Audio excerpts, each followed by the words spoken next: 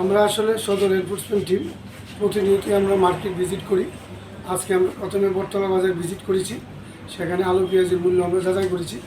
পরবর্তীকালে একটা কোম্পানির উপর ভিত্তি করে সিদ্ধি আশ্রম শিব দুর্গা ভ্যারাইটিস আমরা এনকোয়ারি করেছি। এনকোয়ারি করে দেখলাম সেখানে যে ঠান্ডা পানীয় যেটার দাম 99 টাকা, সেটা 110 টাকা বিক্রি হচ্ছে। এই ব্যাপারে একটা স্পেসিফিক কমপ্লেন সিএম পোর্টালের চিফ মিনিস্টার পোর্টালে এটা ছিল, সেটার উপর ভিত্তি করে আজকে এই আমাদের অভিযানে এসে আমাদের এটা সত্যতা পেয়েছি।